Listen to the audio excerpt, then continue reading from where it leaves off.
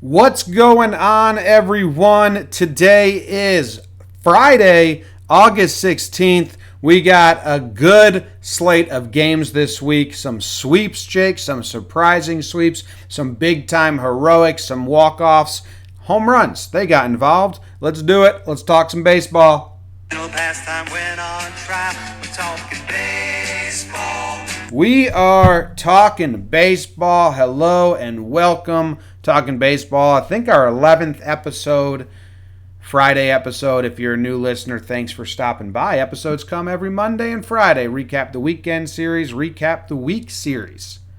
My name's John Boy. I'm coming to you from New Jersey, and I got Jake, backwards hat on, waking up in that fresh Denver air. How you doing?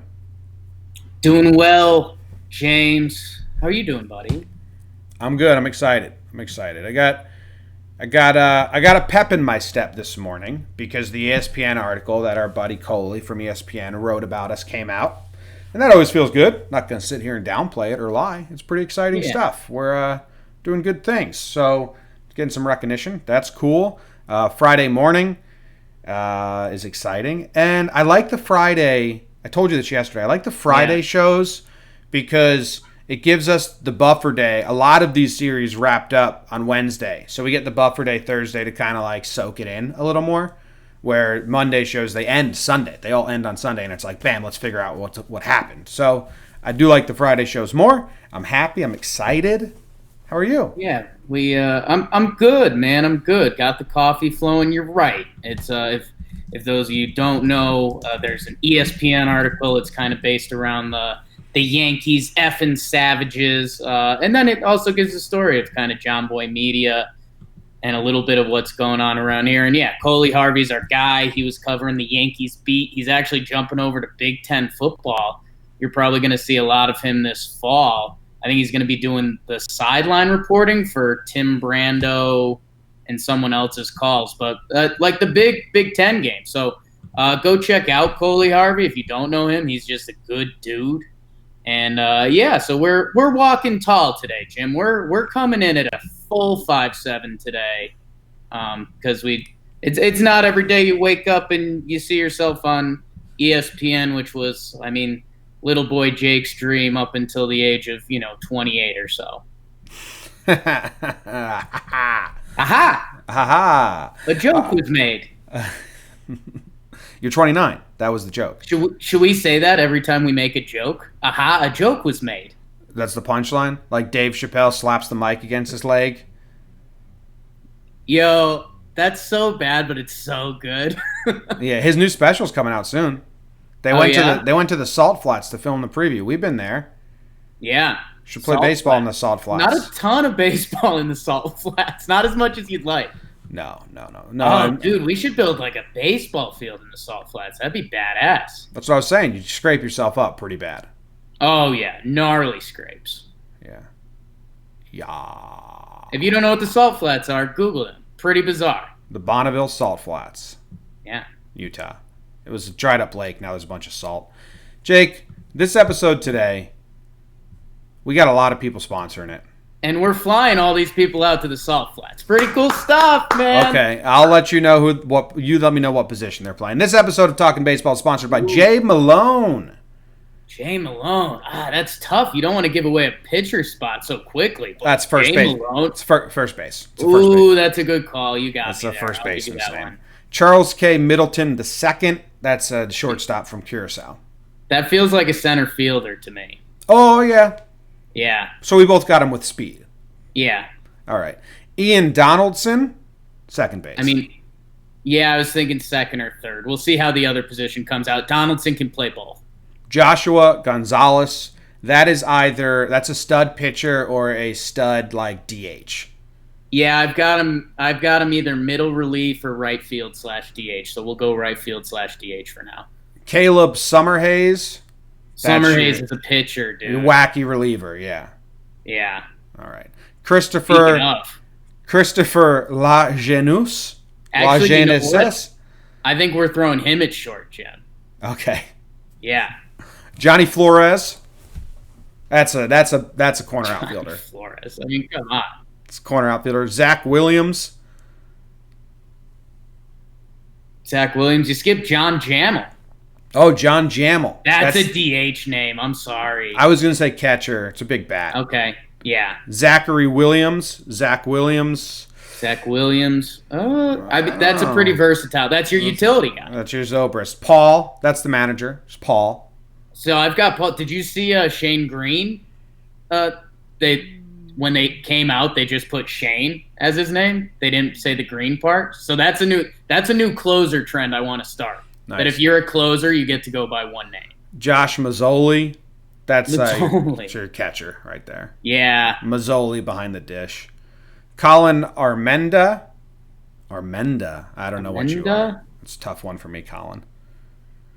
I think we'll wrap it up. That's our team. Jonathan Garcia, Haley Tasato, Eric Michelson, Jack Michaels. Wow, Michaels and Michelson. Same timing. Danielle Eber, yeah. Annette Allen, and Matt Tisk. Tisk. Those are that his whole life. So you're welcome to come to all of the Salt Flats and play baseball with us. Those are our most recent Patreon supporters on patreon.com/JohnBoyMedia. They get early access to this show. I know Hayden Cart's in here. Drew Ward are in the chat. Maybe they're at work right now or just chilling on a Friday and during summer. And if you guys have anything to add to the show in the chat, feel free to. Patrons also get the chance to win 2 jerseys each month from affordablejerseys.com. Andrew Pelham is in the chat as well.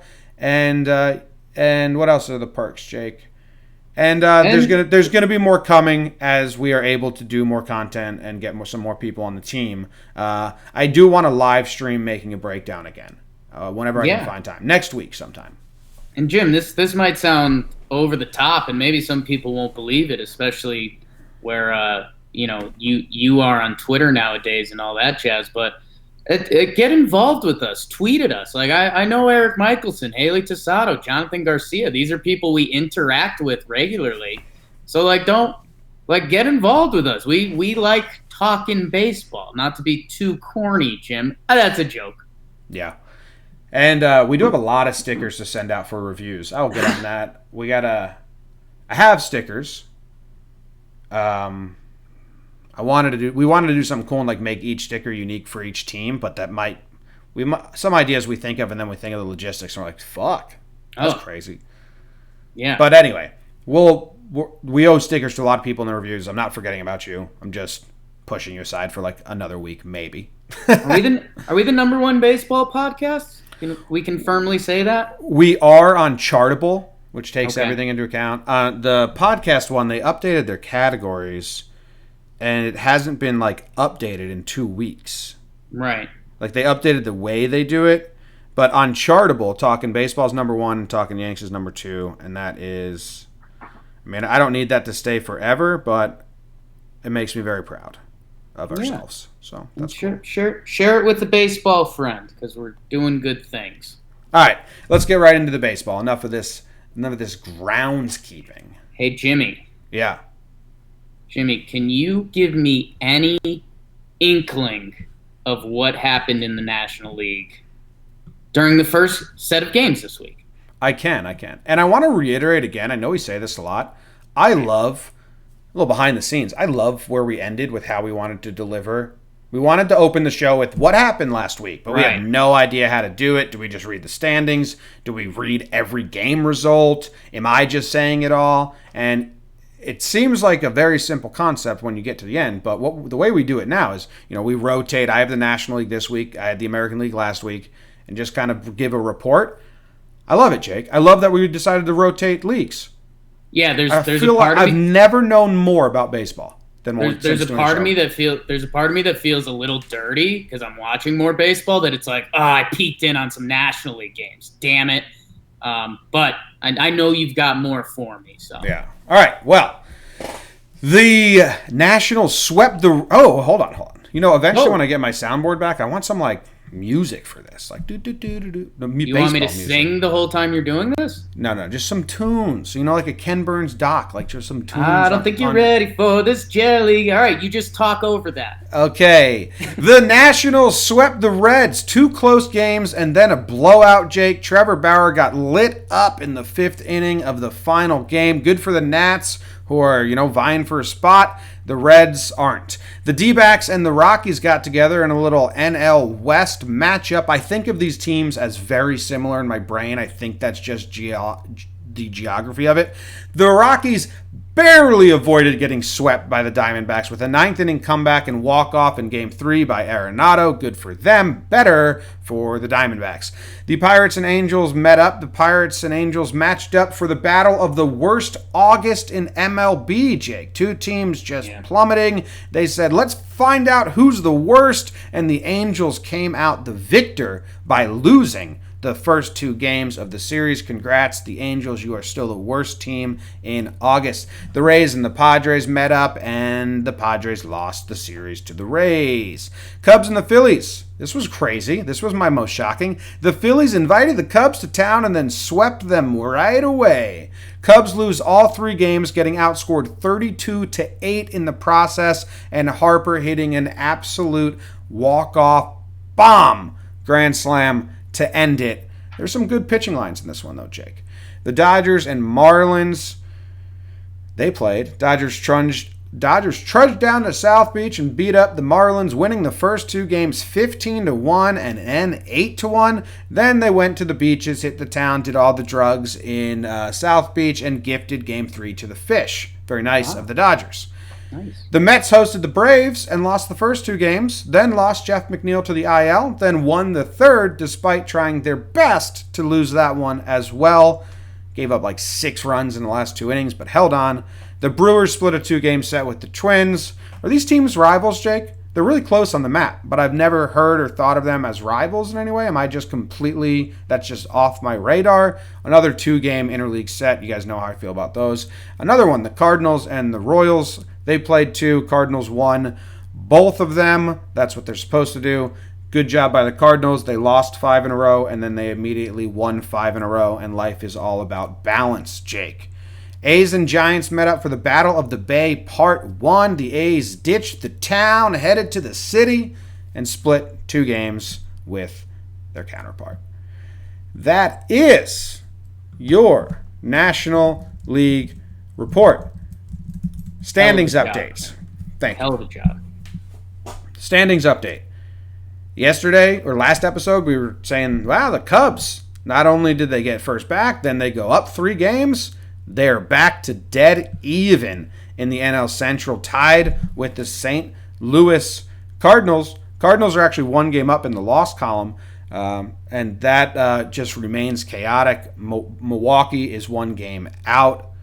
So, bad time for the Cubs to get swept.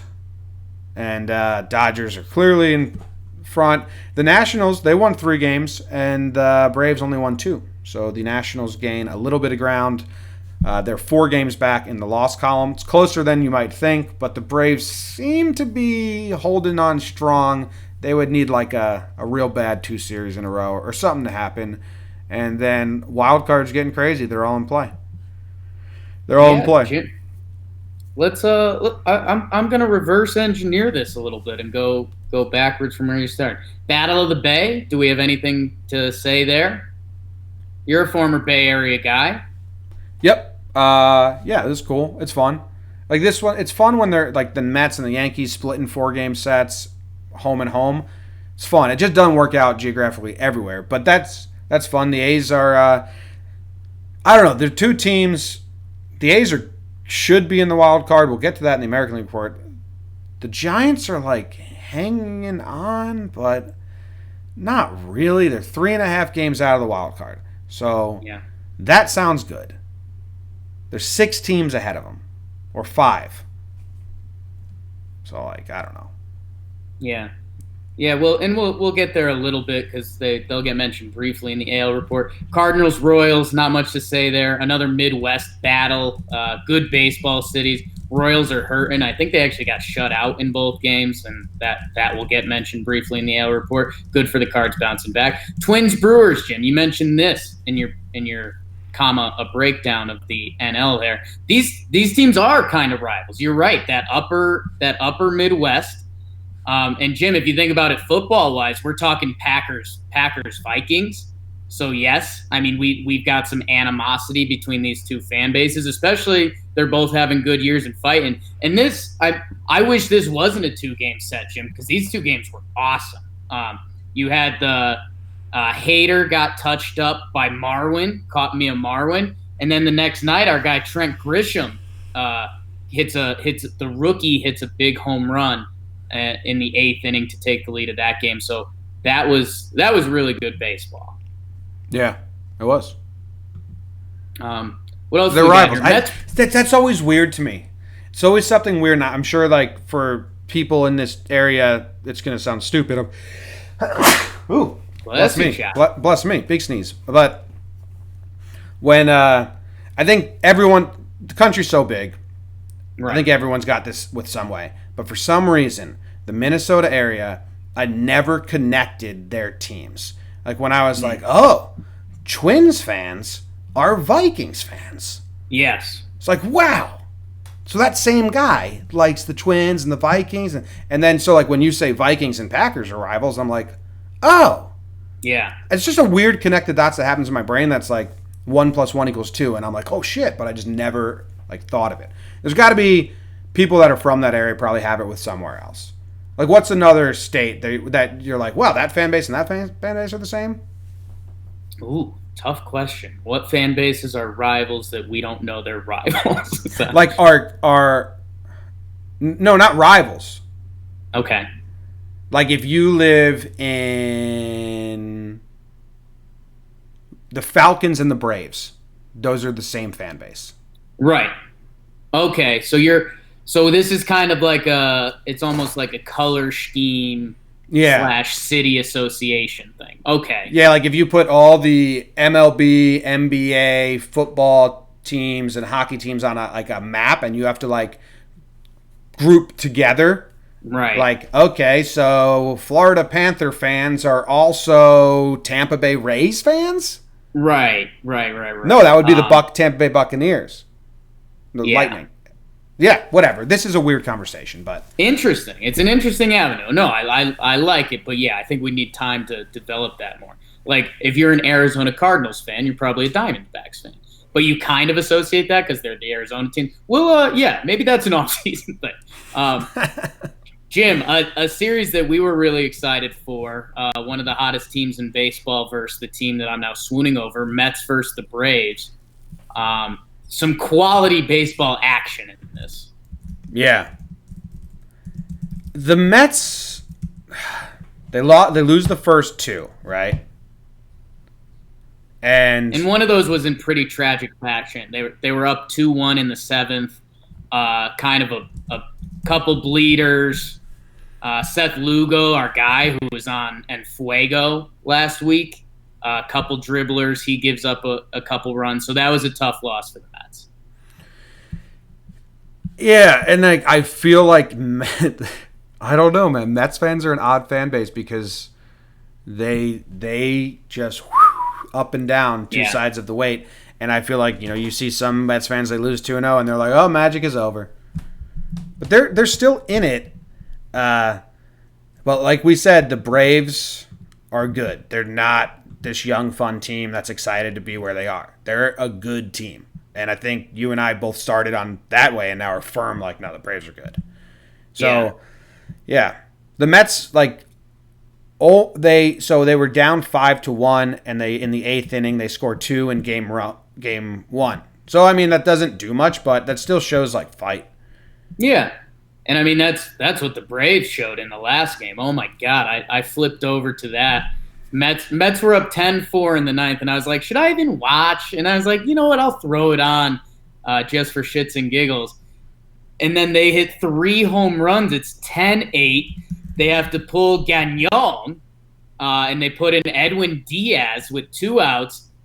He walks the first batter on 4 pitches. Tying run comes to the dish, and what was a 10-4 game, and then he strikes out the next batter. And honestly, at this point, because we don't really root against any guys, Jim. I kind of hope that sparks Edwin Diaz, man, because when he was good, he was so good, and he's been so bad. And that's also one of the beauty of baseball things. Like, what if that one out, kind of gets Edwin Diaz going? That would be huge for the Mets. But it was a crazy night. The old chop was going in Atlanta. But Braves just hold serve again. It's what they do. That's game 3 you're talking about, right? Yes. So I was going to note that in game 2, the Braves were up 1-0, right? Going into the 7th inning, the Mets take the lead to make it 2-1. Then the Braves score 5 to make it 6-2. And in the top of the 9th, the Mets put together a 2-run rally. Now it falls short, and for a lot of people, you might say that doesn't mean anything. But I think to the clubhouse and to the morale of the team, the fact they lost the first 2 games, but they put up runs in the 8th and 9th inning, the Cubs can say, "Hey, we lost, but we kept that same energy and momentum, and we were right back giving it to them." So I think it's nice to make note of that, and then they do have the close game where they try to lose it 3rd game. I'm still on the Mets. I'm not saying I still think the Mets put up a good effort. The Braves are just a good team. Right, and body language does matter, and there's been good stuff amongst the Mets, and you do have to take a step back. Yes, you want to keep your crazy streak going, but you're at Atlanta. You're still 7-3 in your last 10. You're doing good things. So yeah, don't the house of cards hasn't collapsed on the Mets yet. Jim, I think Dodgers Marlins. I've got one fun note from that. Edwin Rios, he hit his first major league home run. Got the silent treatment, which I know you're getting away from. But I think it's brutal. Celebrate with the guy who just hit his first career home run. That dude wants to unleash and go crazy, and I'd much rather watch that than him be like, "Damn, this sucks. Wish I could celebrate with you guys." Right, but that's the beauty of the silent treatment. You let that moment boil for just 5 more seconds when they come in the dugout, and then you all celebrate with them. My favorite silent treatment thing is when the guy comes bombing into the dugout and he's like, "Fuck, I don't care. I'm celebrating with you," and starts grabbing them and shaking them, because he can't. Yeah. He can't fake that "Oh, okay." And that's a good moment from the silent treatment. Yeah. But Edwin Rios, he hits his first career major league home run, and he's like, "This is so fun. I'll do it again." Hits his first 2 home runs in the same game, so that's pretty cool. It is pretty cool. Let's see, Cubs Phillies. I think that might be the series of the week. Should we make that a segment, Jim? Are we dumb? Do we just say it? Is that how it works? That's a series of the week. That's a series of the week. Okay, and we did it. Good segment. I don't know. Are we going to save that for kind of a main topic, or do we want to go in now, or what? No, there's some things that fall into other segments down the line, but this was huge for the Phillies and bad for the Cubs. And like I said, there's some good pitching performances in this, and the way the 3rd game ended. I mean, wow! I'm going to do a breakdown on it later. If you haven't watched it, it's awesome. Yeah, and it's so funny how many stats there are nowadays, and people are kind of down on Bryce Harper's year. I think he's got top 5 win probability added in his at bats or something like that. So Bryce is still kind of doing his thing, and Bryce this is kind of the 2nd year in a row. He started a little slow, and maybe he's putting together a big second half. That would be huge for the Phillies. They bring in Charlie Manuel, their former manager, which that's pretty cool. He's their hitting coach now. And he's got these old man vibes going on, but they're technically undefeated since he's there, so you can kind of rally around that as a team. And Jim, on the other side of this, our Cubbies that we've been kind of hot to trot on. Jim, something big we kind of missed on the Cubbies, and as we start going into October, well, we'll get to September 1st, I guess. But you're looking for kind of holes in these teams. And I think it's funny when you think about matchups in sports, you normally think football. Oh, that left tackle can't handle that defensive end. That's going to be a nightmare. Or they can't guard that wide receiver. Basketball, 7-game set, same thing. We don't have a matchup for that guy. The Cubbies, man, I mean, every team, every team's got their problems, whether it's bullpen, starting pitching, hitting. Dude, Jimmy, the Cubs on the road this year are 23-38. 23-38. Is that good or bad, Jake? That's so bad, and that's I'm sorry, the Cubbies, but unless you show me something the next month and a half, I can have no belief in you because you're not going to do anything on the road.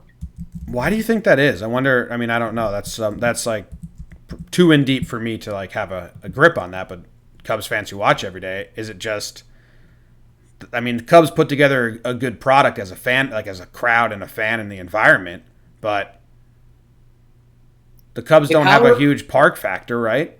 Jim, the Pittsburgh Pirates are 26-38 on the road. They're better. I mean, Cubs fans, come tweet at us at JohnBoy at Talkin Jake if there's something we're missing. For me right now, it jumps out as like just a mental hurdle. Like you just go on a road trip now and you're like, damn, we struggle on the road, hope we can get one. And then that one bad thing happens and you're done. Yeah. That is pretty brutal. But Yu Darvish, talk about him later. There's a lot of little things from that series that fall into other segments. Yeah. Well, we're not done with that series yet. Series we are kind of done. Well, I'll mention it briefly. Rays Padres, man. You'll see it in the AL report, but I was like digging for something to talk about because I didn't want to be rude to the Rays and Padres, but it's kind of a whole lot of Did you hear what I said about that one? Yes. Yes, and I was laughing because I'm kind of on the same note. So if anyone doesn't remember, and if you're a Patreon, we post our notes, and I posted them before the show today so you can follow along. I am adding some things right now you won't get, but I had little lines about each series, and for the Rays and Padres, I said the Padres lost the series to the Rays. Because there was like nothing, there was no good standout performance by a batter. So there might be things that happened, right? But the line scores were brutal. I know that Kinsler pitched a scoreless inning and then hit a home run, but that's not really. I mean, that's not really indicative of play. It's just a nice Luis Urias RBI double, but that's tough to work in sometimes. Let's see, Pirates Angels, another one that's kind of tough right now. Both those teams are doing pretty bad. They're both waiting for next year. Those fan bases are pivoting to the NFL, and they're allowed to. Yes, that's a great call. That's Pirates. That's Pirates and like Chargers season now. Who do Angel fans like? See, that's what I'm saying. Yeah, this is the game. Angels fans, Steelers and Angels fans.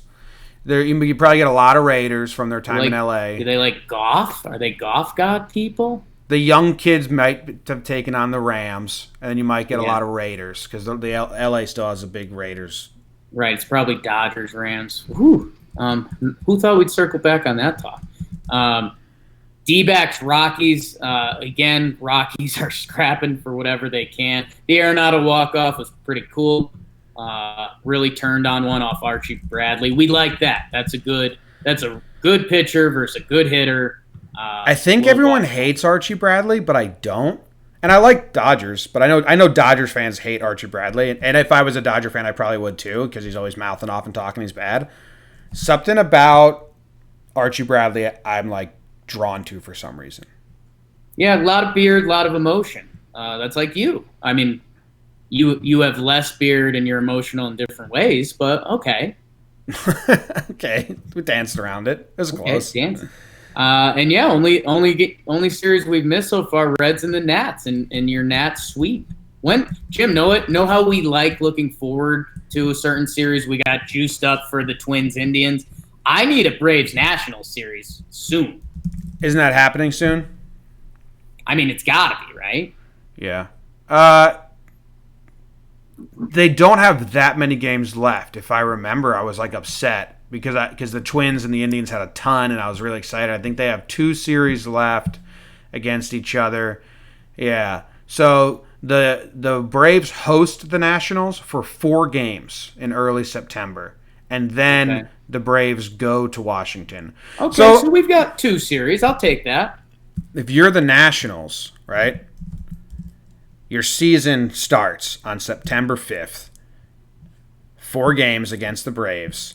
And how do you want to be in punching distance by then, Jake? Right. That would be their goal. So they have a series against the Brewers, then 4 against Pittsburgh, then 3 against the Cubs, Baltimore, Miami, Mets. 1, 2, 3, 4, 5, 6, 7, 8, 9, 10, 11, 12, 13, 14, 15, 16, 17, 18. 18 games. Right. Brewers at home. You got to win the series.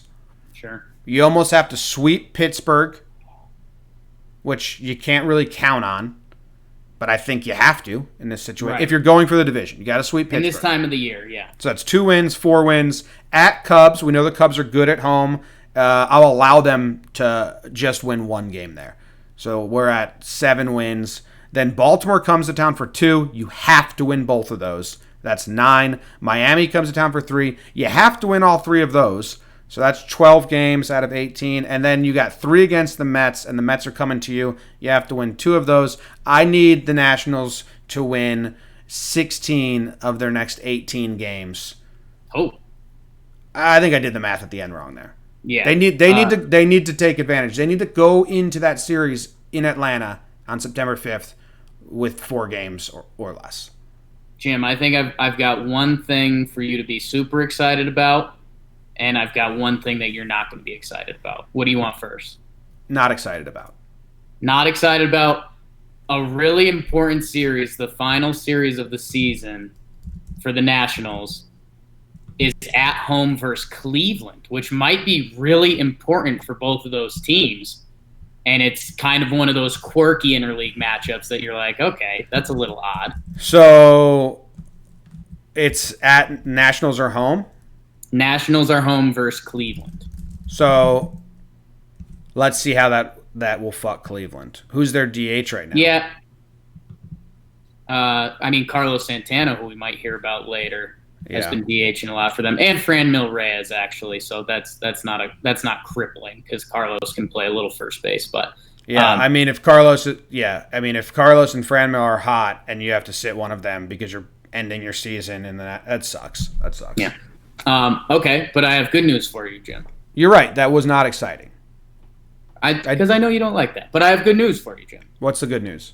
Before that, the Phillies come to Washington for a 5-game set. It was a 4-game set, but they're doing a doubleheader. So we're going to get 5 Phillies national games the week leading up to the playoffs, which could decide so much. Need that to matter. Yeah. And I think if we get to that 5-game set and it doesn't matter, that's going to be so disappointing. Holy shit. The Phillies have a nice little schedule here. San Diego Padres, Boston, Miami, Pittsburgh. I mean, you have to win every series if you're the Phillies. I mean, you just swept the Cubs, but if you're hosting the Padres and then the Red Sox, Miami, Pittsburgh, all non-contenders. I mean, I'll allow you to lose a game, but you need to win every series. Red Sox fans aren't going to like you calling them non-contenders after this week, Jim. Okay. Well, they are. Ooh. I mean, they might be like, if they're climbing like out of a ditch, their fingers may have hit the top of the grass or whatever, you know? Right. And that's about where they are. That still doesn't make them a contender, but their fingernails have seen fresh air. They still got to pull themselves out of a ditch. Well, let's get some of that AL fresh air, huh? All right. Yeah, let's go to the AL report. Jake Storielli with your AL report. Bum. Jimmy, in the American League, the New York Yankees devastate the AAA Baltimore Orioles, winning 4 games in 3 days, 16 straight. That's not a typo. 16 straight wins against the Baltimore Orioles. Sad times in B-more. Glad the Yankees totally didn't get killed by Cleveland last night because we only talk about the first series of the week. Speaking of the Indians, who totally didn't wreck the Yankees last night because we only talk about the first series of the week, they hosted the Boston Red Sox. Oh, my God. The Sox took 2 out of 3. Scrapping and clawing, Jim. Scrapping and clawing. Puig was suspended. Half credit. The Rays, they were in San Diego. They win 2 games before dropping the final, Jim, as we talked about. I just highlighted who homered. Choi, Meadows, Garcia, and Pham homered. That's it. San Diego, Tampa. Sorry, guys. Views from the 6 as Toronto hosted Texas. The Blue Jays devastate the Rangers, Jim. Game 1, they win 19-4, and then they shut out Texas game 2. So, okay, you almost give up a 20-burger, then you get shut out. Brutal. Rangers recover. They win the final game of the set. In the Central, you heard about the Windians losing to Boston. Minnesota, they played 2 of the more fun games this weekend with the Brewers. You heard about that rivalry between the Vikings and the Bears. Some good late innings heroics in that one. The White Sox, Jimmer Fredette, the White Sox hosted the Astros for 3 games in 2 days after a rainout. They split the doubleheader. Then the White Sox win the rubber match on a James I'm Not Brian McCann grand salami to break up a 9-9 tie in the 8th. Awesome action in the South Side. The Royals get shut out in back-to-back games against St. Louis. That's tough. Tigers host the Mariners. Big shout out to everyone who went to those games. Holy Toledo. Mariners take 2 out of 3. Jim, who got the win for the Tigers in the one game they won? Edwin Jackson. Hello. No. Illegal. In the West, you know Houston got beat by the lowly White Sox. You know Texas got bullied by the Blue Jays. You know Seattle beat the Tigers. You know Oakland split in the Bay with San Fran. And you know the Halos lost 2 out of 3 in the Pirates. Everyone in the West got covered. Not the best week for the AL West. Ooh. Wow. I like that. So Jim, in your American League standings, Yanks are up 9.5 on the Rays. Twins are up a half game on the Indians. They're trying to fight through without Nelson Cruz right now. Houston is up 8.5 on the Athletics. And in the wild card, currently Cleveland is up 2 games on Tampa. And Oakland is a game and a half back. Oakland, not getting nervous, but maybe getting nervous. I think right now at this present moment, people like to lock you into thoughts forever. Sure. Reserve the right to change my mind next episode. Right. This episode, I think the Indians and the Twins have division and wild card locked up. Both those teams are making the playoffs. That's what my brain's telling me. Rays and A's are going to have a battle, and the Rays and A's don't play each other again this season, which really disappoints me. Right. What do you feel about that?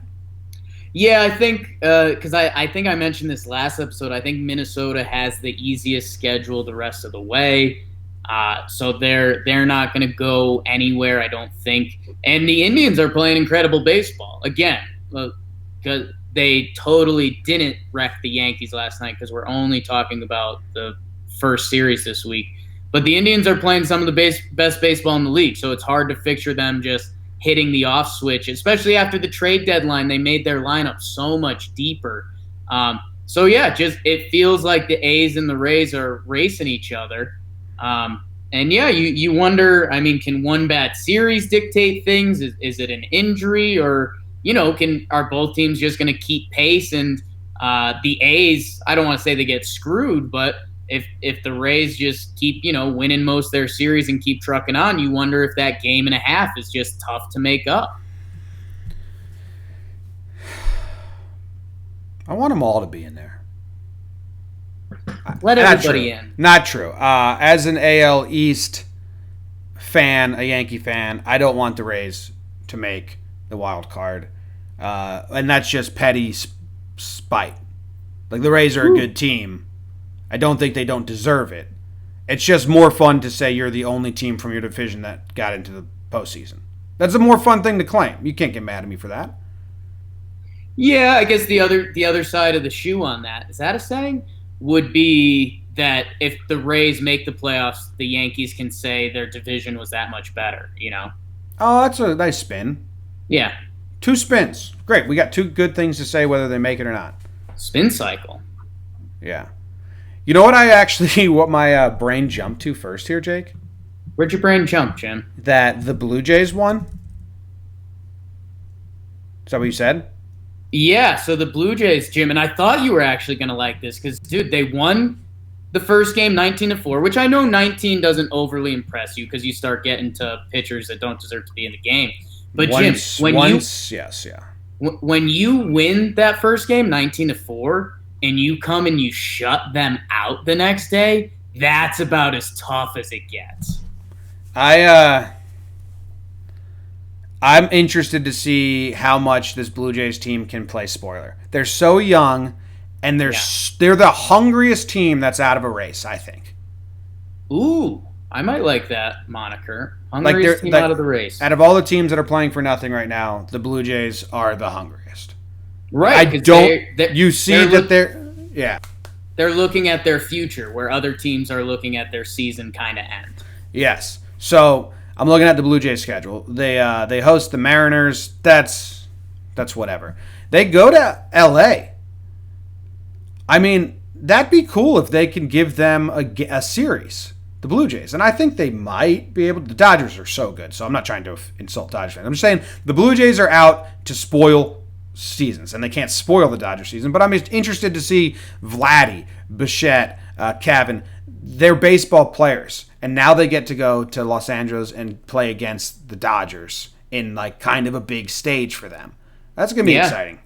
Teoscar, and Jim, I think the only other team that I think would give them a fight would be Cincinnati because they made the Bauer trade and they're trying to build up towards next year too. Yeah, but they're not doing much. But they're not super young kids either, and that's Toronto. The thing for them, Jim, is their starting pitching. If they can get a decent start, their bullpen is still good, and they've got these kids that are absolute players. So, and again, like the Dodgers could ruin your starting pitching real quick. So it'll be interesting to see if the Blue Jays do make something out of that because those dudes are good. So like the Blue Jays, all right, if you are a fan of the Nationals, the Blue Jays can help you out. They have 4 games against the Braves. So this is what we're doing. I'm labeling the Blue Jays as my team that's going to spoil and help your team. So these are the teams that need to get down with the Blue Jays the rest of the way. All right, so if you are a Nationals fan, you're a Blue Jays fan for the rest of the season. You need them to beat Atlanta twice, all right? You don't play them if you're the Nationals. So you're rooting for the Blue Jays to beat Atlanta in 4 games.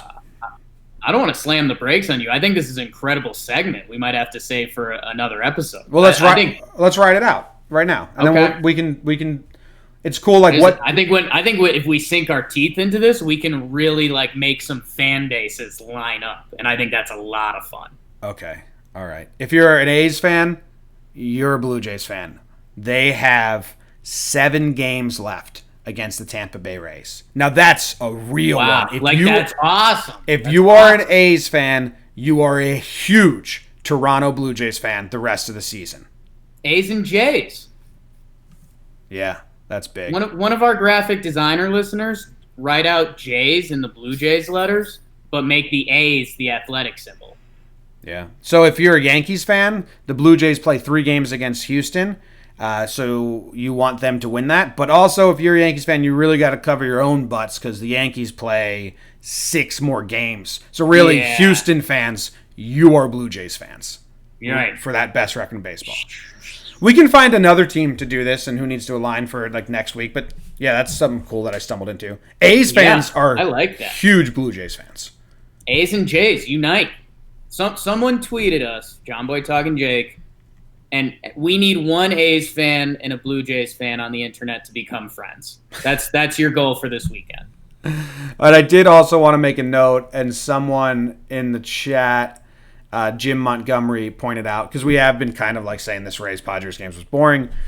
Tatis is exciting, man. He had a triple, and then he had that snag. Did you see that where he jumped and basically then got air after getting air? He's awesome. Yeah. He's awesome. I'll label him the most exciting rookie in baseball right now because he's a 5-way player, and he's so young. 5-way? 5-tool. Special teams, offense, defense, pitching, hitting. 5-way player. Shut up, dummy. Be cool. I do think Alonso's going to win Rookie of the Year, though. I don't know. I don't know who I'd vote for, but I mean, I think home runs are more impressive, and a contending team's more impressive, and the way that Alonso has become like kind of the leader of this team. And the problem with Rookie of the Year is we did this last year with Otani and Andujar. There are no stipulations on what it means to be the Rookie of the Year. Like there's no like it means you had the best statistical season. It doesn't say that anywhere. Otani didn't have the best statistical season, but he was the best story. He was like, hey, which rookie was talked about the most? Which rookie, that was his rookie year over anyone else's, and he got the vote. It's kind of shitty the way they do it, but because I thought Otani deserved it last year because he was like, it was like, fuck. Yeah. No one's done this before. So I'll say this. I'll backpedal a little bit. I think you're right. I mean, just pure storyline because they're having almost equal years and a lot of different metrics. It's tough comparing the speedy shortstop to the kind of meatball polar head first baseman in a lot of ways. But Jim, I'd say the next month and a half. I mean, if the Mets slide and Alonso is meh, I think Tatis could snag it very easily. If the Mets stay in it the whole way and Alonso's a big part of it, I think you're right. He would get it because of that. And I think because it's not strictly numbers and it's more storyline and everything, the home run derby looms large, which Padres fans will tell you that should not be taken into consideration when saying the best rookie of the year because who cares about an exhibition game? But I'm telling you, it's voted on by story. That's like how a lot of guys do it. So be prepared. It doesn't mean Tatis didn't have a fantastic, fantastic season, and you're not set up for the future. So there you go. That's my thoughts on that. Anything else in the AL?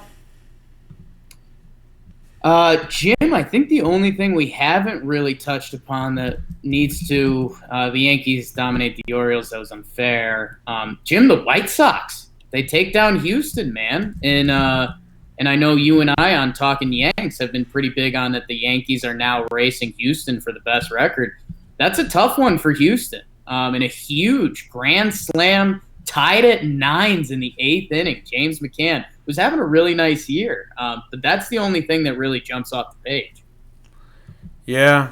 Well, good for the White Sox. I'm not gonna say anything for fear that it comes slapping right back in my face. Because the Yankees just lost Game 1 to the Indians, so the Indians are better than the White Sox. But still, you know what I'm saying? Yeah. Like, this happens. I mean, dude, the Astros had won 1, 2, 3, 4, 5, 6, 7, 8 in a row, and now they won and one win in their last 5 games. Yeah, and it's I think they're having some bullpen troubles because that's what clipped them in the start of their Oakland series coming up. But that'll be Monday. Oh, I wanted to check on something, and we wanted to make this a segment as well. But check on something. We haven't. When are we going to do the official? Is it going to be at the end of August? We'll do the official pieces that got traded. How are they doing for their teams, their new teams? Yeah, I like that. I think, Jim, what we're stumbling into right now is that major storylines aren't always a thing. So where we have the major storyline segment, we should do a segment like which fan bases should team up or trade deadline check. Something like that. I have an idea that this should be a behind the scenes meeting idea, but we always are pretty transparent with how we operate. Curtain open. I think that we should make those major segments separate episodes, like just a 20-minute one fan bases should align episode, so that maybe not a full episode, so it's not crazy work, but like right. At the end of August we do like a 30-minute show, all the pieces that get traded. I think those will do really well as like YouTube videos, and then we'll give them to the podcast audience. So this is very behind the scenes. Okay. But look at that. If you think that's a good idea, otherwise we mix them into this show, and hour 15 becomes hour 40 probably. We'll column A, we'll column B. All right. So what spawned that is I want to see how Greinke's done since being moved over. 2 games, 6 innings pitched, right. 2 earned runs both times. Good job, Zach Greinke. Whoo! All right. Are we done with the reports? I think we're just going into the second half of the show, which is segments, right? Yeah, man, I think so. And I think there's no major storylines unless we want to say something else about the Phillies bringing it and the Cubs dropping. I think those are the major storylines, but we kind of hit that. Yeah, we talked about that. I need my damn soundboard. I think I just need to buy a new laptop because I want it feels when we're done with the reports and the storylines to move on to the segments, we need like a sound effect or a breather. What sound do you want, man? I'm made of sounds. Yeah, give me. I'm Googling like moving on quotes from shows. Like here's one from Parks and Rec.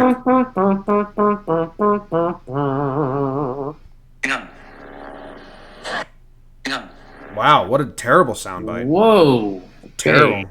Trying to do like, oh, here's a Jeopardy one from SNL. Okay. This might be good. Hold on, guys. Stay with me. This is terrible. It's tough. It's tough, but I've already dug in, and that's the problem. I know. It's tough. And that makes you more upset, and now the page isn't loading. But this is Will Ferrell doing Trebek. Okay. Moving on. I like that one. Might use that one All right. in the future when I get my soundboard back, which won't be forever. Moving on I like it. to the segments, Jake. The Right. segments, and we open up with Standout Performances. Standout performance, Jim. We went into Standout Performance without having strict guidelines. It's like it can be a Right. team, it can be a bullpen, it can be, we're kind of finding that this is one game only. It's what we're kind of finding, right? Yeah, I like to, because you can, if someone has a good series, you could go in fuego. Yeah. I like standout performance as one guy that did something special. I guess someone else could surprise me. It's not strict, but mainly you and I have been doing it. It's one game. This dude, this was his game. Who had that game for you this week, Jim? Well, I have two here, and I feel like I should pivot to the second, but I wrote so many notes on the first, so I'm just gonna give both, and you can shove it up your butt. All right? Sure. Ivan Nova. I know that he's not pitching for anything, but I gave him the standout performance like 2 episodes ago, and then I gave him in Fuego. Another complete game with 0 earned runs, Jake. Yeah. He's on an insane run, and this one was against the Houston Astros. Yeah. He only allowed 4 hits. It was the second game of a doubleheader, so saving the pen was pretty huge. And actually, I checked the next game, Jake. The White Sox won again. They used 5 guys out of the bullpen. Would they have been able to do that if Nova didn't give them a complete game the night before? Who knows? That's the domino effect you have with pitching and bullpens. He goes 9 innings, 1 unearned run. It was a guy went to hit a single, went to second on the throw, and then the next guy hit a single, and that guy scored, so he wouldn't have scored. 6 1-2-3 innings versus the Astros. That's impressive.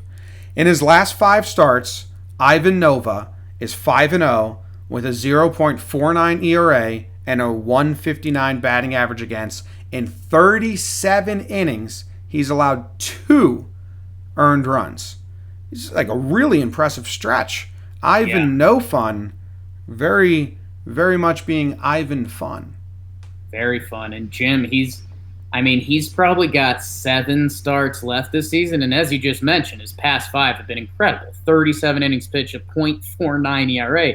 That's insane. If my dude can string together 7, not even necessarily great, but serviceable starts, Ivan Nova's a free agent this offseason. Homie might get paid. Dude, how awesome would it be if Ivan Nova is putting together this stretch and he didn't change anything mechanically or grip or like pitch mix? It's just like, well, I don't know, it's fucking working. And then he goes into the offseason and the agent just spreads like wildfire. No, he's got this new grip. He changed a bunch. Like, this is going to be continued success. This is a new Ivan Nova. He changed something and gets a huge contract, but it's like really was just 5 lucky as fuck games. Well, and that's Jim, again, 5 starts ago, his ERA was 5.86. Almost a 6 ERA.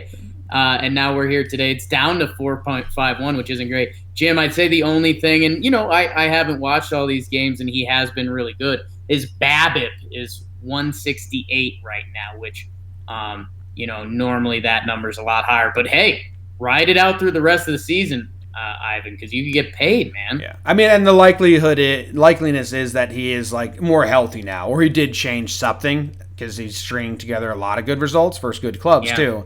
But I think it's funny if he was like, they were like, Ivan, what did you change? Like, we want to like start selling you to teams, and he's like, oh, nothing. I was just getting real lucky. Yeah. We're going to tell everyone that you changed the grip on your slider. Yeah, it's working. The other guy that actually deserves it more because we should promote players that need to be promoted, and Ivan Nova doesn't. He's past that shine. Hey, we don't know. We don't know. He changed the grip. Devers. Yep. Rafael Devers went 6 for 6, Jake, with 4 doubles against the Angels. And, I mean, talking about a guy who owns a game, that's probably the most owned game this week. I looked up. I wanted to see the counts. I don't know why. I'm always interested in what counts the hits came on. So the first one was a 2-2 RBI double, then a 2-strike leadoff single, then a 2-strike leadoff double, then a 2-strike RBI double. So the first 4 hits all came with 2 strikes. I think that's impressive. And then the 5th hit, also 2 strikes. 1-2 single. The 6th hit was a 1-0 fastball. But 4 doubles, and 5 of the hits came on 2 strikes. Is that impressive to you? Is that something worth sharing? No, that is impressive, Jim, because I know Gio Urshela, who's been swooned around the league lately for our Yanks. I think he's leading the lead in 2 strikes batting average, and he's approaching 300. So right there, you just said that's 5 at-bats to start that Devers had 2 strikes, and he ended up getting a hit. That's insane. So I think the MLB average, if you have 2 strikes on you, is hitting like 170. Yeah, I know. So if you're the pitcher and the catcher and the coach, and he comes up in his first at-bat and he hits a 2-strike RBI double, right? Then in his second at-bat, you get him 0-2. You're like, all right, cool. Let's get this guy out now. 2-strike single. And then he comes up in his third, you're like, fuck. This guy got me the last 2 times. I don't know if it's the same pitcher. But then you get it, like every time you got him 2 strikes. I can just imagine myself when I would play like intense wiffle ball games versus you and my brother, and like 2-strike hits crippling me. Oh yeah. And now I will compare my wiffle ball games. It was duct tape wiffle ball to MLB for the rest of my life. So if you plan on listening to podcasts where I talk, you're just gonna have to accept that. Yeah, Jim, and he was the 3rd youngest player to ever have 6 hits in a game. That's insane. Joe Morgan, and I think it was one of the Alous. I think it was maybe Felipe Alou. And Jim, the other thing that's crazy is, Jim, this was the game that went into extras with the Indians. And this essentially decided the series. So yeah, and he had the big hit in extras. It was a bullet too, just one of those liners that ends up getting to the wall that you're like, oh my god, like that was 2 feet over the second baseman's head, but it one-hopped the wall. We had a good note. Another good note from the chat. Hayden Cart, watching live, patron, appreciate the support. He gave me a good note. Rafael Devers in his last 2 series versus the Angels and Indians, 464, average 535 on base percentage. And Jim, we're gonna have to dig into awards because I know they don't get us jazzed up as much as other people. Just because, like you said, with the Rookie of the Year, like a lot of it's arbitrary, blah blah blah. I wonder if Devers is in the running for Most Improved Player because he leads the league in hits, doubles, RBIs, and total bases right now. And he had a 731 OPS last year. So I'm excited to kind of sink my teeth into that because I think off the top of my head and watching him, he's so improved. So I think I'm pretty locked in. I mean, I'll get your candid answer to the mini episodes, and like a Rookie of the Year discussion will be a mini episode come the end of September, because the recap episodes Monday and Friday are going to be so full of shit when it's really coming down to the end. So, idea we had on the show, and when you have those, you guys hear about it, and we kind of are more have to commit to it, which is why smart people do it behind the scenes. So full of shit. Okay, Jim. Nice standout performances. Who's your standout? Sorry, I did too. I had to. It's okay. I appreciate it. I want Devers and Fuego, but he can get it. He can get it. I'm proud of him. 2-strike thing is cool, Jim. Hellacious research. Thank you. By you. Thank you. Jim, my standout performance, and this one pertains to a game, it pertains to a series, it pertains to a season. Gleyber Torres, the middle infielder for the New York Yankees, mostly second base when Didi's around, but he has played a lot of shortstop this year too. Jim, another 22-year-old, by the way. Jim, in his one game, that would be a standout performance. He went 3 for 4 with 3 runs, 2 homers, 6 RBIs, 1 walk, and 1 intentional walk. My dude got the Barry Bonds treatment. And Jimmy, do you know why he got the Barry Bonds treatment? I know you do. 17 games started versus Baltimore this year. Gleyber Torres, the 22-year-old middle infielder, has 13 home runs, 394, 467 on base, a 1.512 OPS. And Jimmy, I started writing down the accolades because there was a lot of them, but I just brought up a whole article that listed them because that's a lot easier work for me. Jim, 13 homers. 13 Credit the article writer. Let's credit the article. Sarah Langs. She does great stuff. Okay. Sarah Langs. So this is on MLB.com, but Sarah Langs. Jim, 13 homers versus the Orioles this season. Most by a player against a single opponent in the divisional era since 1969. 13 homers versus the Orioles, tied for the second most by a player against a single opponent in MLB history. Lou Gehrig is number 1. You remember how he torched Cleveland in 1936? It was embarrassing. Torres is the first player since Roger Maris in 1961 versus the White Sox with 13 homers against a single opponent. Torres' 5 multi-homer games versus the Orioles are the most by a player in a single season against an opponent ever. And by the way, his 50 career home runs are the 3rd youngest by any Yankees player to reach that mark. And he's, Jim, I'm skipping some. There's like 5 more, but I'm already killing it, and I don't need people coming at me with the Yankees bias. And I get it. The Orioles, as I will admit, are the worst pitching staff. It's a minor league pitching staff. We gave last week. We gave no one credit for hitting off them. So like you don't get too much credit, but no one has put up the numbers Gleyber has. So of all the people that have done well against Baltimore's pitching, Gleyber is the top of that pile. Of all the people that have gotten to feast on any bad pitching ever, Gleyber Torres has set a lot of the records. So, and again, the fact that he's a 22-year-old middle infielder who's improved on all of his numbers from last year. I know Yankees fans were getting mad because MLB Network posted that graphic of all the young, good players in baseball, and it was like Vladito, Acuna, my guy. How have I not mentioned Acuna yet? He had an incredible series. Did you see that home run he robbed? Anyways, 40-40 Club, ESPN on the sleeve. Jim, Gleyber Torres is one of the best young players in baseball, not Yankees bias. Check him out. He's a lot of fun. And I know something you and I enjoy is he's totally the team's little brother, like to an incredible degree. Like he came back from injury at the end of a baseball game and he walked through the dugout. And it was the most little brother moment you've ever seen. He's just giggling and smiling like everyone's punching him on the way by. And the other thing we like is that he is 22. He kind of wears his emotions on his sleeve, even though he doesn't want to. So if he makes an error, he looks like a sad puppy dog. And if he does something good, he's like a happy puppy dog. He's a lot of fun to watch. It sounds like a reach, like everyone's happy and sad at times, and everyone, like the puppy dog's just like a cliche. No. It could be on like the how cute is this puppy dog Instagram feeds. And you'd be like, is that a human or is that a dog? Right. It's pretty good. All right. So that's your standout performance? That's my standout performance, James. Good for you, man. Thank you. Thank you. I'm updating. I've updated as I've went in this episode, so I'm updating the notes for the patrons, and some people said they liked them. But next up, Jake, are you ready? Next up.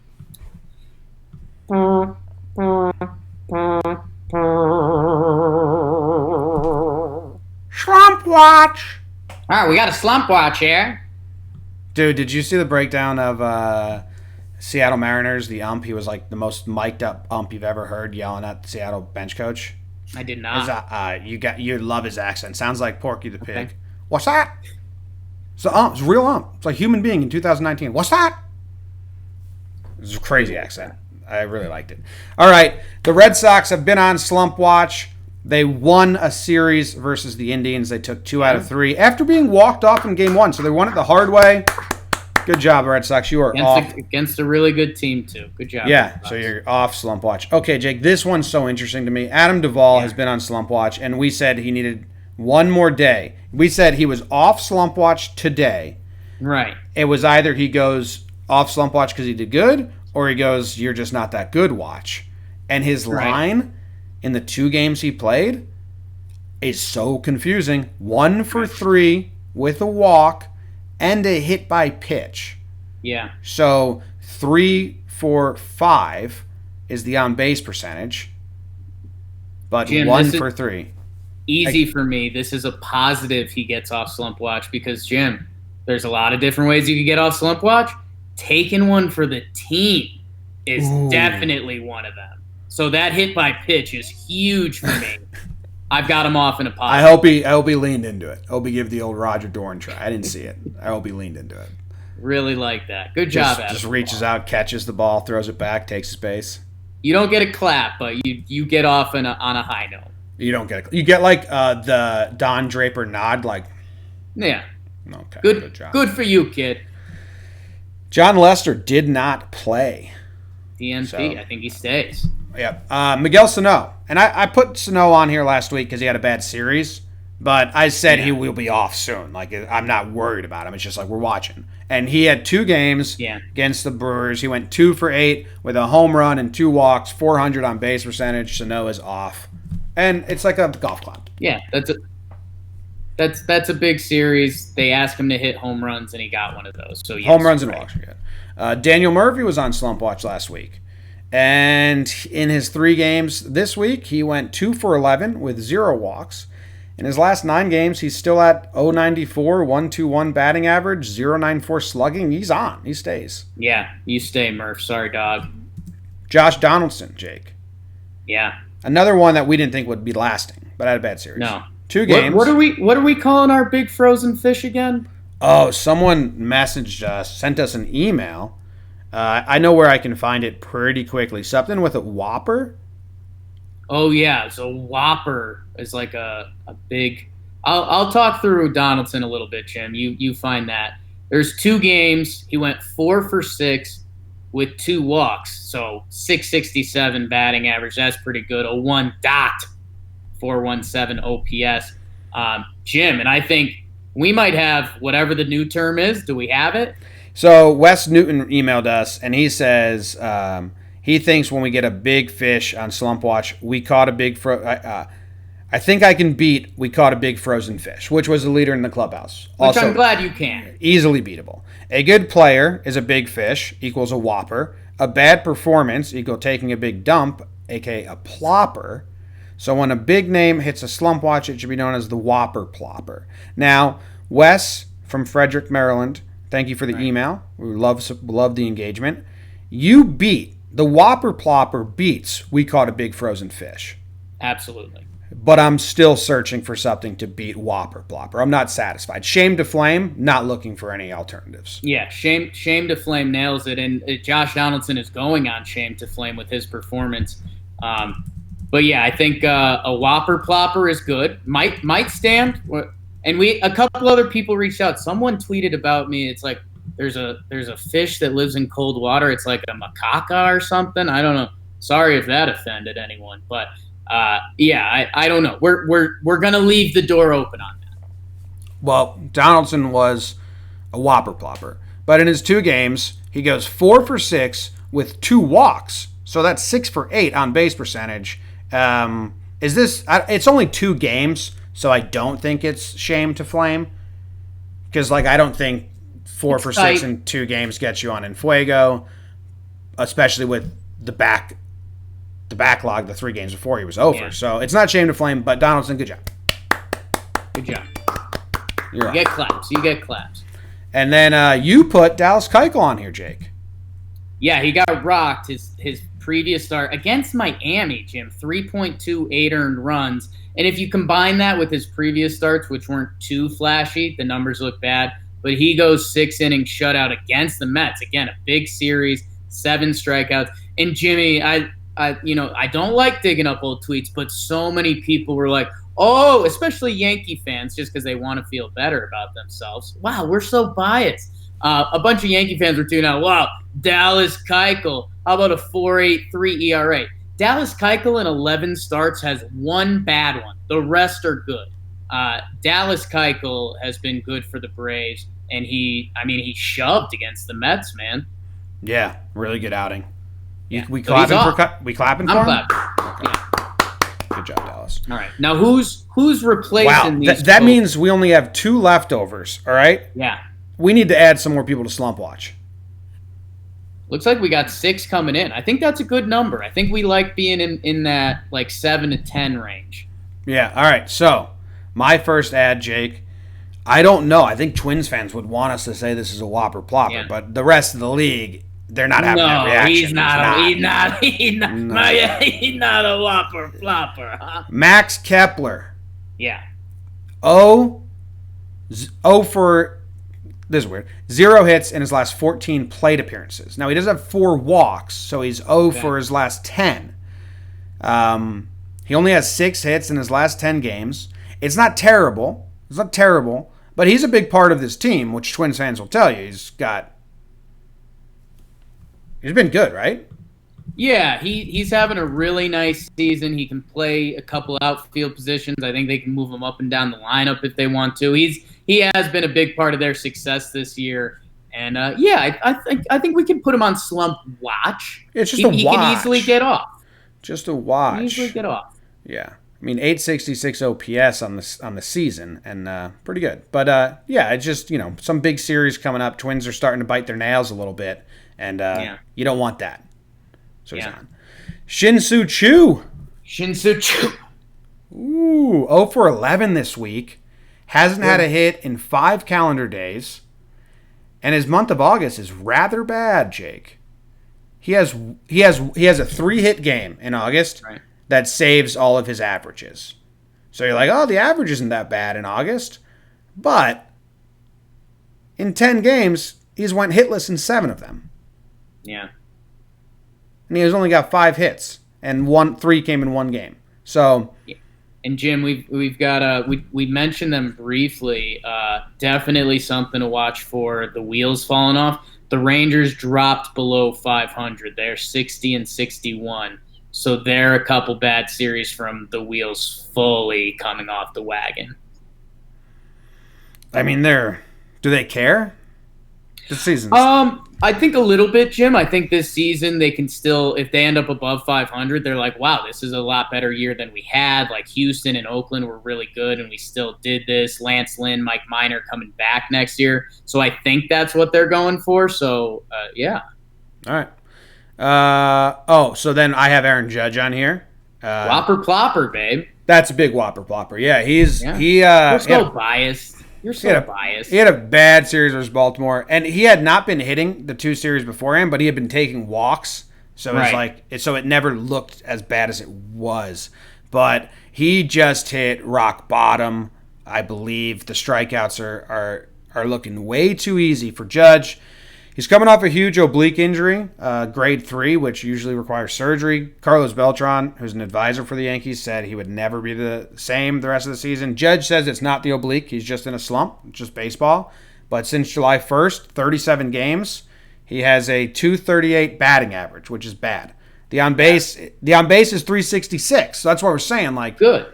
That's good. But then the OPS is 765, which is pedestrian. And Judge is not supposed to be a pedestrian player. For one of the most feared power hitters when he's right, he's just not doing that right now. Yeah. You want to take this next guy, or you want me to? You could take him because I got 2 lined up after that. All right, I got Josh Hader. Yeah. And this was tweeted at me. I forget who. But he has given up an earned run in every outing so far this August, Jake. 4 outings, an earned run in each outing, 3 blown or saves or losses or whatever you want to say. 3.2 innings pitched, 5 earned runs, 3 home runs in 4 outings.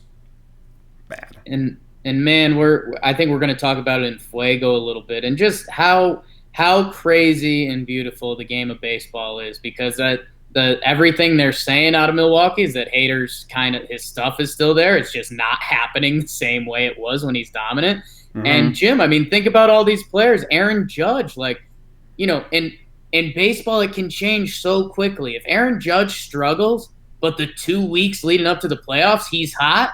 I mean, he's the biggest threat on the Yankees. Yeah. And I mean, you can almost say the same thing about Hader. Like, he could struggle, and if Milwaukee were to make the playoffs, and if he goes the 1 week before the playoffs and he goes like 7-inning shutout with 14 Ks, it's like Hader's back. So baseball, I mean, it's part of what makes it the best sport.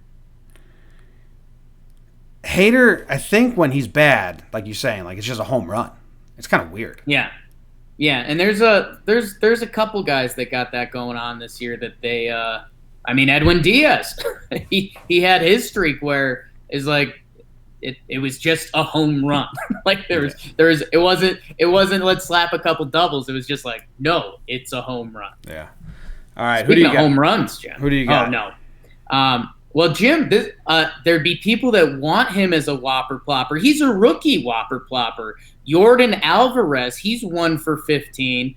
And Jim, again, how the beautiful swings of baseball. Is this people getting a second look at Jordan Alvarez? Is this a slump? How extended is this going to be? Is he going to be in Fuego next week? I mean, coming into the Houston Astros playoffs, if Jordan Alvarez struggles for a month, what are they going to be saying about him? Or this could just very much be baseball, and he could be shamed to flame next week. I would bet that with Jordan because he has been so good. And Jim, my last guy, I feel like he's a pitcher. When things go south quick for him. Cole Hamels, his last 2 starts, 5 innings pitched total in those 2 starts, not good. 12 earned runs, 21.6 ERA if you're into that thing. And Jim, what's scary about it, opponents batting .548 against them. That's a no good. I want someone, I know we asked for tweets in this show. Jim, I want someone to tweet at me. Don't tweet at Jim. Tweet at me, Talkin Jake. What's going on with the Cubs starters? Because we've got a couple guys struggling and a couple guys doing crazy things. So if someone could let me know what's up with that, that'd be great. Dude, can I tell you what happened with Cole Hamels in my life recently? Sure. My girlfriend Katie was watching with me. Cubs game was on. We were talking. It was just on in the background. Cole Hamels walks off the mound into the commercial break, and she just looks up and she goes, "Oh, that guy's old." Yeah. And I was like, "Whoa." Cole Hamels was like Mr. Hot Body Pretty Face in the MLB. Like he was his wife was on like the reality TV show. They were like the baseball and Barbie couple. He was the MLB like pretty face. I still think he's a decent looking man, but I was just like, whoa. Yeah. Cole Hamels. Like Casey and I mean, he's old. How old is he? He's 35. He's not that old. No. She's dating a 30-year-old. It's like, come on now. Yeah, I had one of those weird moments this week, Jim, because we talked about Glaber being the little brother, and you and I have some laughs because, I mean, we look at ourselves at age 22 and where we are now, and we're like, holy smokes. But imagine CC Sabathia and Glaber Torres. They share a locker room, and they travel together.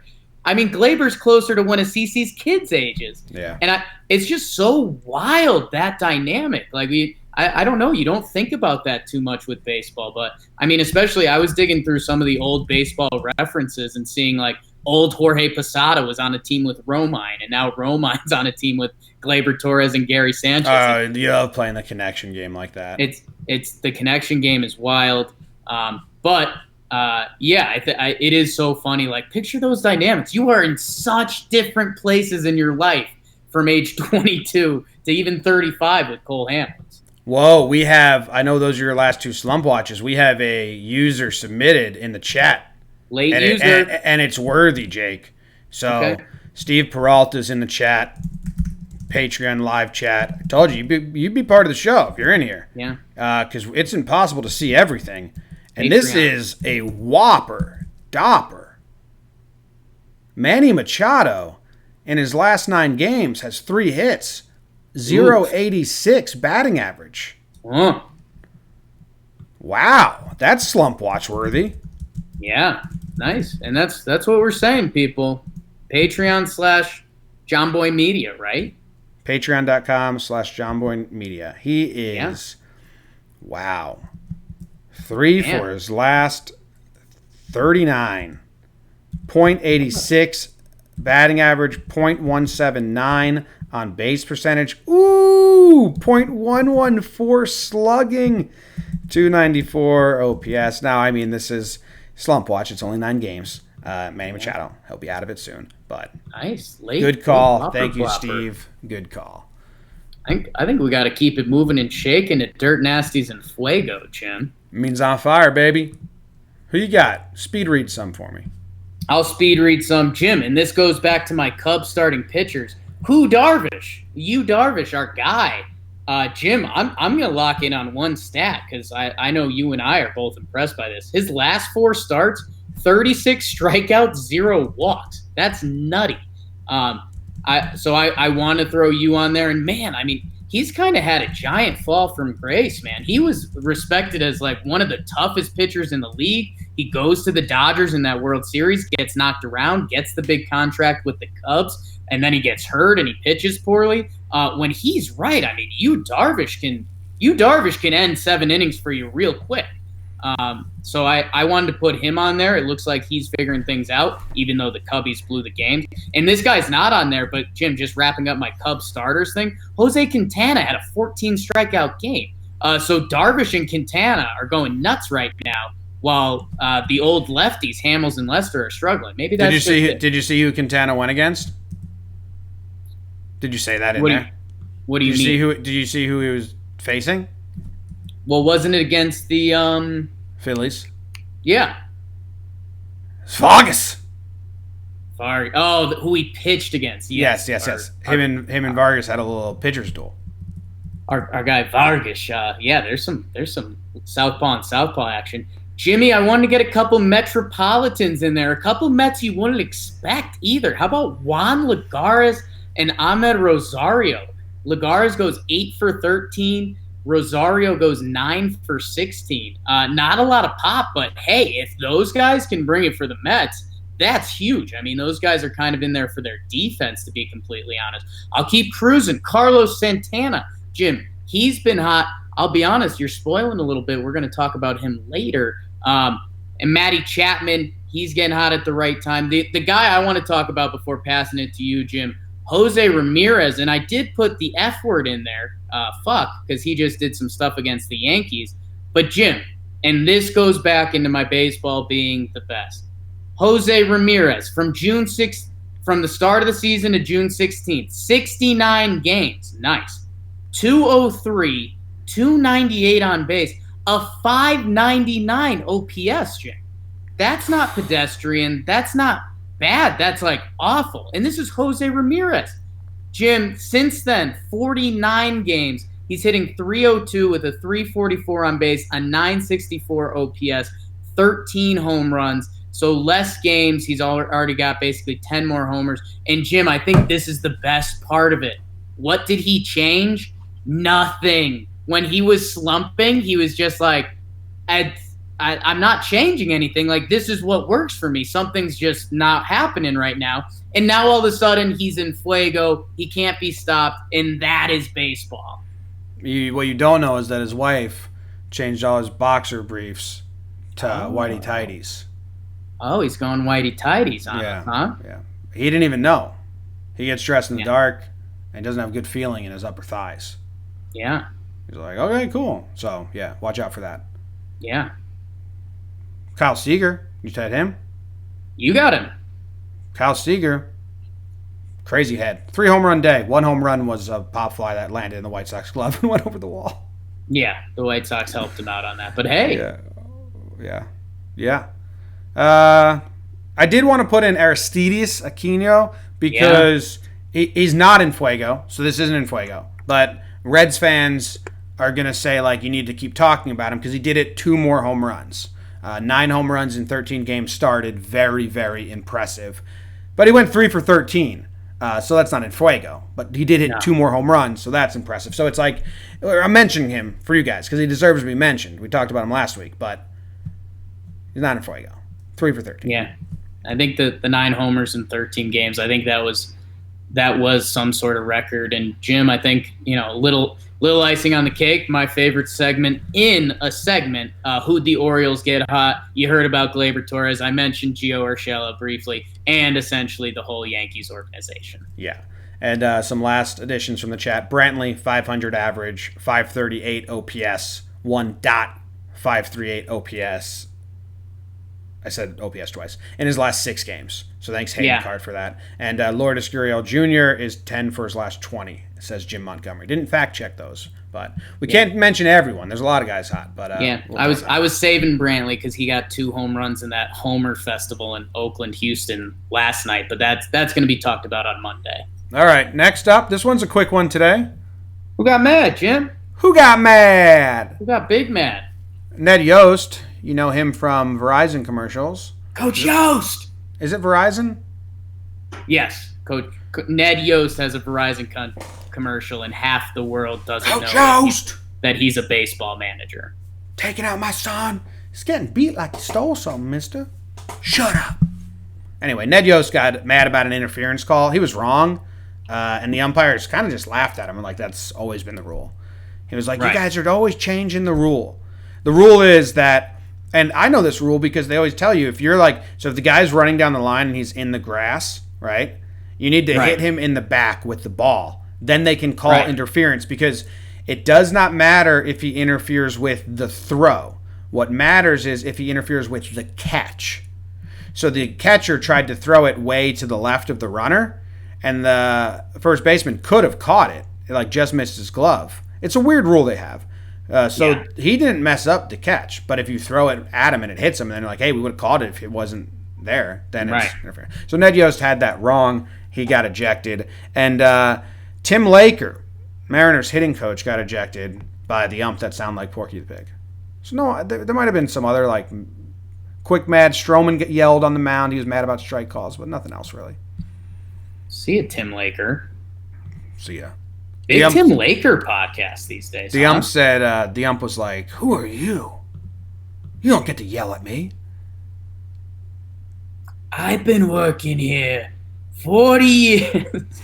You know who doesn't get to yell at umpires? Rookies making their debut.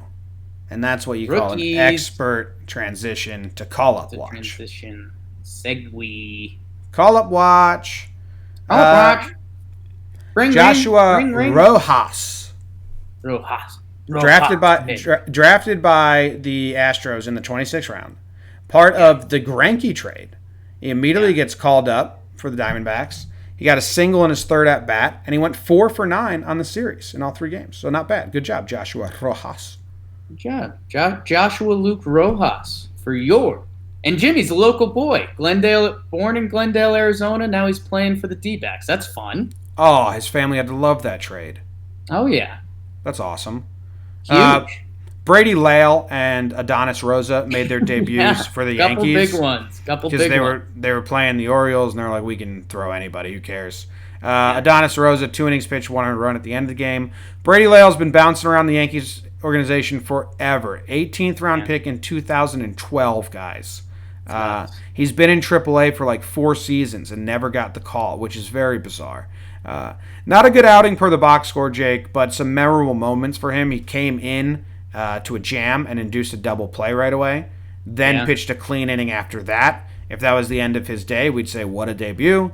They did throw him out for another inning. He went walk, single, home run to the first 3 batters, so kind of ruins the moment.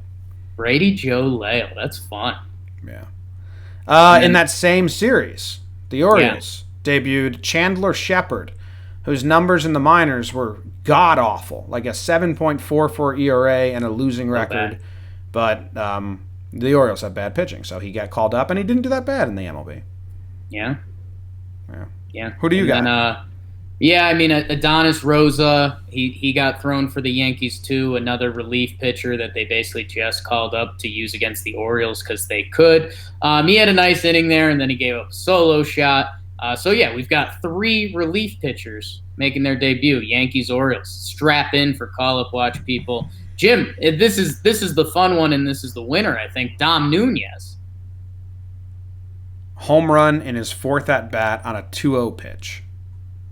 Yon Lopez.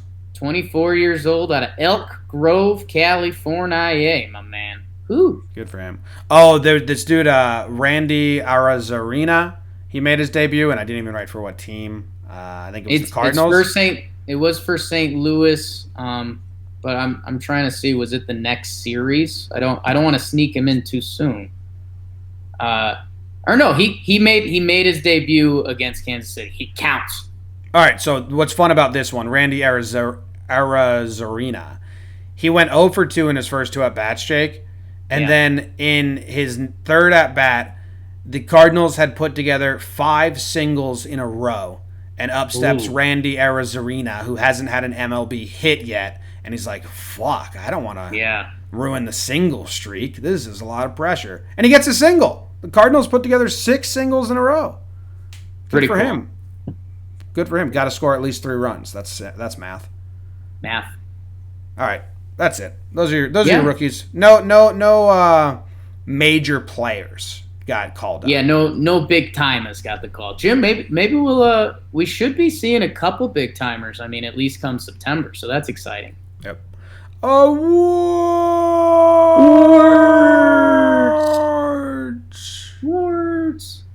Who gets to go first? Jim, you go first.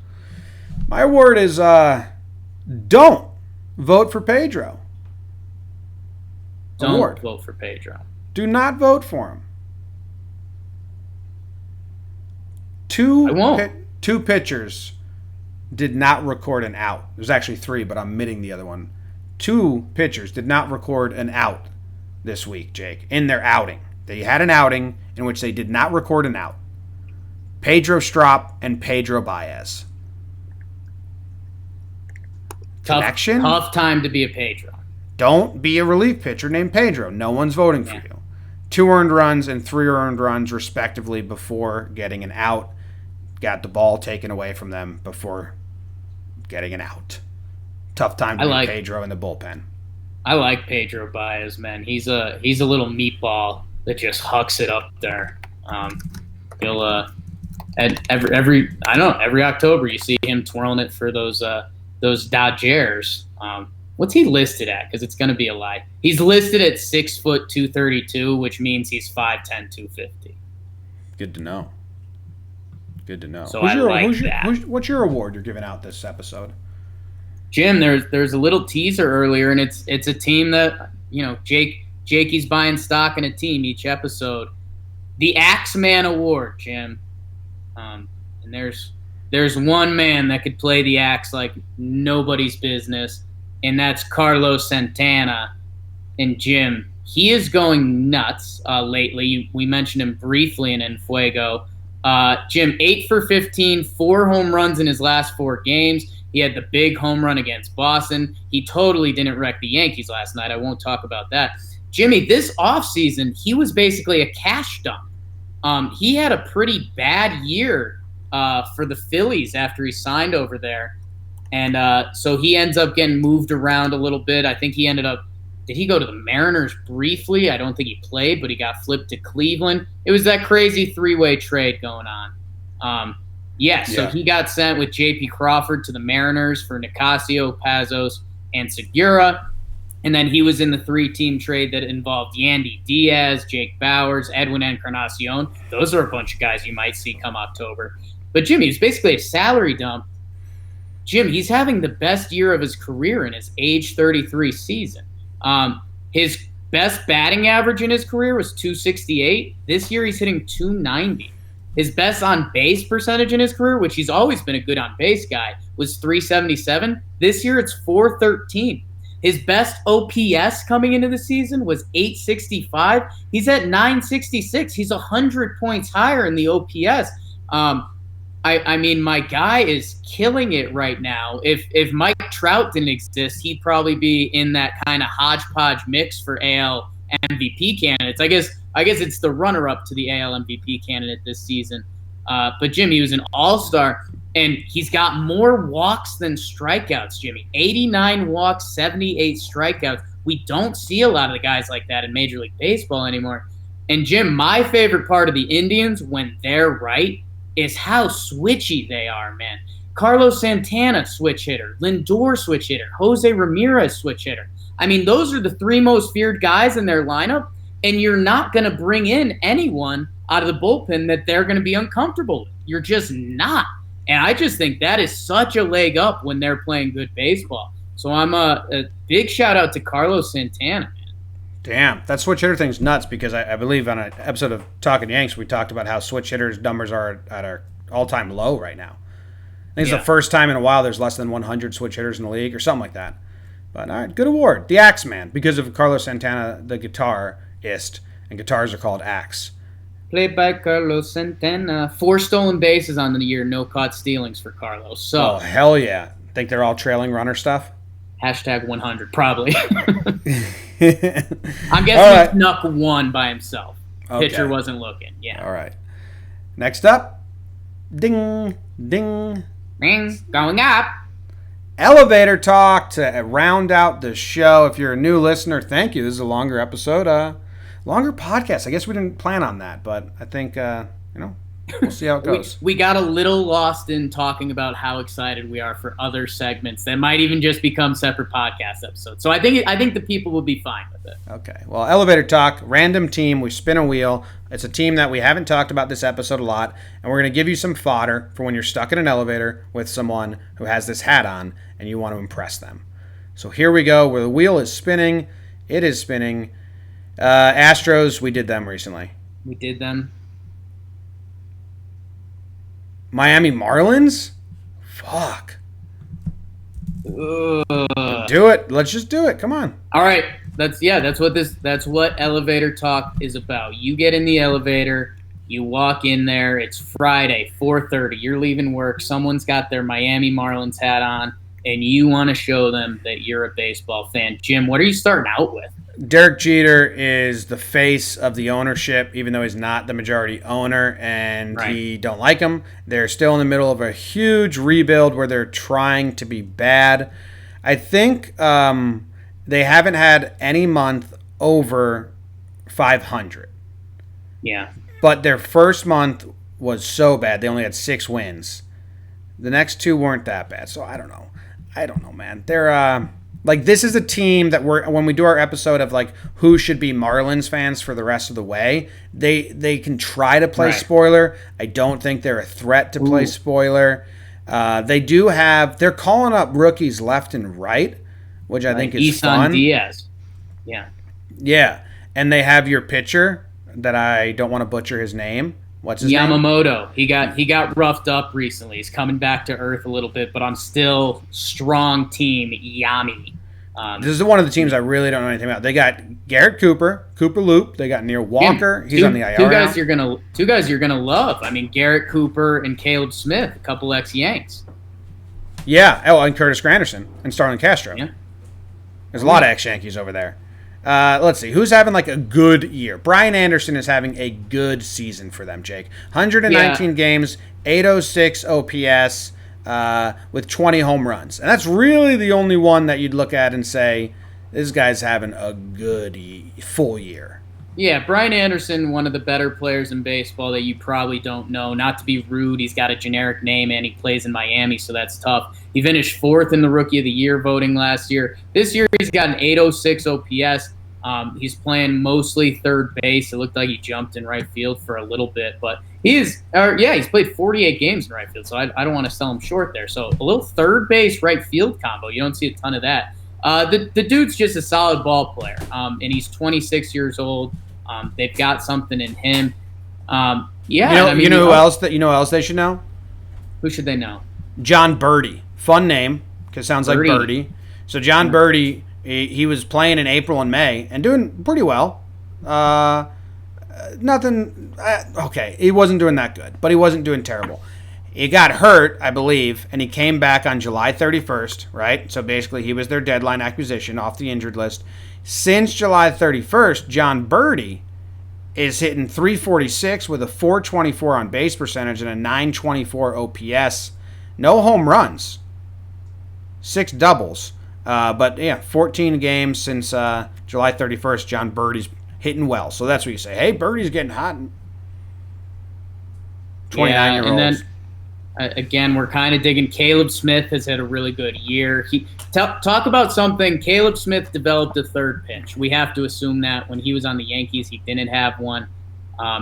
Jim, I think maybe. How long's Mattingly's contract? Like is Mattingly gonna stay? You think he's? Is Mattingly gonna stay? That's a little gossipy. Yeah, I think. And then you dig into prospects a little bit, Jim. I think Isan Diaz. He was their third best prospect in their organization. He just got the call. He had the memorable home run with his family watching. And then I think Sixto Sanchez. He's a big pitching prospect. He's been between high A and double A this year. So I mean that's your deep dive at the end to really show them you're a fan. Be like, hey man, I'm really excited to see what Sixto Sanchez got. Yeah. Or okay, so Birdie, he's been leading off recently instead of Rojas. So it's always the lineup order if you want to be like, ooh, you like Birdie at leadoff? Yeah. Cooper's been their 4-hole hitter, dude. Holy shit. Guess how many players they've had lead off? How many different players have led off for the Marlins this season? Nine. It's pretty high. Usually it's 5 for teams that. Because leadoff guy is usually that's your leadoff guy. Right. 9. Rojas leads the team with 47, then Granderson with 44. Crazy. There you go. There's a deep dive. Nice. All right. I think that ends this episode of Talkin' Baseball. We appreciate you guys hanging out and listening to us. A little bit of a longer episode, but maybe we filled up enough time in your day. Now you can go do whatever else you got to do. Leave a 5-star review. Head to the store, shop.johnboymedia.com, if you want to support us by buying some merch. We just put shirts that just simply say "I love baseball" up in every team's color, and so many colors, and people are buying them. They like them. I want to make it a race. This is how many the Cubs are currently leading the "I love baseball" shirt sales. Oh wow! I don't know what the numbers are, and I know a couple Cubs came through. I think the Dodgers may be leading, but. Yeah. When the first Miami Marlins "I Love Baseball" sells, we will clap for that. You'll get a shout out. You'll get a shout out. All right. Thank you guys very much for hanging out with us. We will be back on Monday. Have a great weekend. Enjoy the baseball. All right. Everyone hanging out on Patreon, thank you guys for watching live with us. We appreciate that. Longer episode for sure. We had been going hour 30 with these. Yeah. Only twice a week. Maybe people don't mind that. I don't know. We'll have to see. But thanks for watching live. We'll be back later. And appreciate you. Have a good one.